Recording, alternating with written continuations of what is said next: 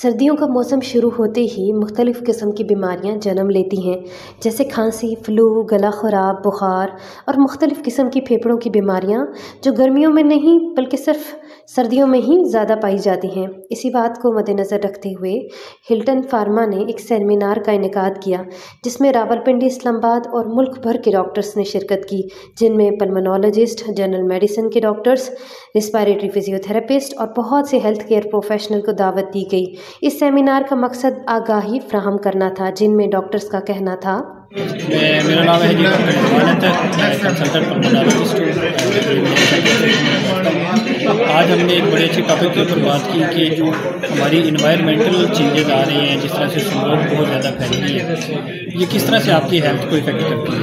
तो हमने ज़्यादा स्पेसिफिकली बात जो की है चेस्ट के ऊपर की है, रेस्पिरेटरी डिजीज़ के ऊपर की है कि आपकी ब्रोंकियल अस्थमा, सीओपीडी वगैरह है, इसी तरह राइनाइटिस है, इसी तरह साइनोसाइटिस वगैरह है, या अपर रेस्पिरेटरी ट्रैक्ट इन्फेक्शन है, उनको ख़राब करती है। इसके जो स्मोक जो बनती है बेसिकली फोम और स्मोक का कम्बिनेशन है, तो ये आपके लंग्स को इरिटेट करती है, उसकी वजह से आपकी अंडरलाइंग डिजीज़ को भी ख़राब करती है और न्यू डिजीज़, एक्यूट ब्रोंकाइटिस वगैरह भी करती है। तो इसके ऊपर हमने काफ़ी ज़्यादा डिस्कशन की। इसके अलावा मेलिग्नेंसीज को, हार्ट डिजीज़ पेशेंट्स हैं, उनको भी ये काफ़ी ज़्यादा स्मोक की वजह से इफेक्ट आता है। पेशेंट्स मल्टीपल कोमॉर्बिड्स के साथ जो आते हैं उनको भी ये नुकसान होता है। अच्छा, ये आपके पास जो पेशेंट्स आजकल आ रहे हैं, ये वायरल इन्फेक्शन के साथ आ रहे हैं, खांसी का फीवर हो गया। वायरल इन्फेक्शन के लिए एंटीबायोटिक्स नहीं होती। Antibiotics are for anti microbial like bacteria. Bacterial infection antibiotic का काम होता है, लेकिन क्योंकि पहले हो जाते हैं और बुखार ठीक नहीं हो रहा था, 2-3 दिन हो जाते हैं, इसलिए तकरीबन हर खुद से एंटीबायोटिक्स यूज़ कर रहा होता है। मैं नाम नहीं बताऊँगा कौन सी एंटीबायोटिक्स, लेकिन हाइजीनिकल कोर्स इसका क्लिनिकल कोर्स है और जब ठीक अपने टाइम पे होना होता है। आपने सपोर्टिव ट्रीटमेंट देनी है, हॉट एंड वार्म लिक्विड दें, हाइड्रेशन ठीक रखें। इसके अलावा जो जनरल मेडिसिन होती है खांसी के लिए, शहद का इस्तेमाल कर सकते हैं, ग्रीन टी का इस्तेमाल कर सकते हैं। अगर पेशेंट को खांसी के साथ चेस्ट में वीजिंग वगैरह हो रही है तो ब्रोंकोडायलेटर वगैरह इस्तेमाल कर सकते हैं। एंटी इन्फ्लेमेटरी ड्रग इस्तेमाल करेंगे तो पेशेंट ठीक होगा। ठीक है, सिर्फ चंद लोग होते हैं, कुछ परसेंटेज जहाँ एंटीबायोटिक्स की इंडिकेशन होती है, जब सेकेंडरी बैक्टीरियल निमोनिया होता है, उसमें आप डेफिनेटली यूज़ करें, लेकिन as a primary treatment use नहीं करना चाहिए।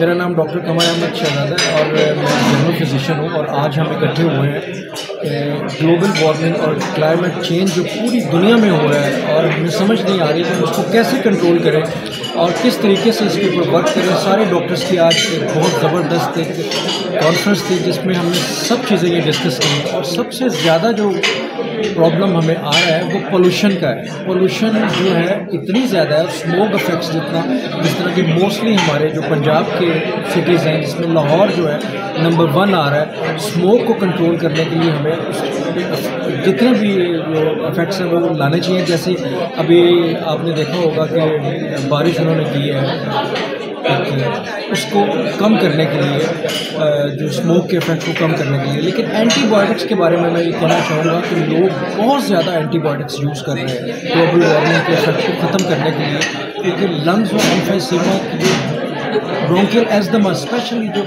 एलर्जिक राइनाइटिस और ब्रोंकियल एस्थमा की डिजीज़ है, उसको कंट्रोल करने के लिए लोग एंटीबायोटिक्स बहुत ज़्यादा देते हैं। और रैंडमली हमारे डॉक्टर्स इतने ज़्यादा एंटीबायोटिक्स यूज़ करते हैं कि हम कुछ भी नहीं कर सकते। और उसका सबसे ज़्यादा कसूरवार मैं तो ये कहूँगा कि पेशेंट भी हैं जो डॉक्टर्स को आके कहते हैं डॉक्टर साहब सानू एवरेज डोज दो जो सुबह तक ऐसी घोड़े बन जाए, जिसकी वजह से बहुत से डॉक्टर्स मजबूर भी हो जाते हैं कि एंटीबायोटिक्स उनको देने पड़े।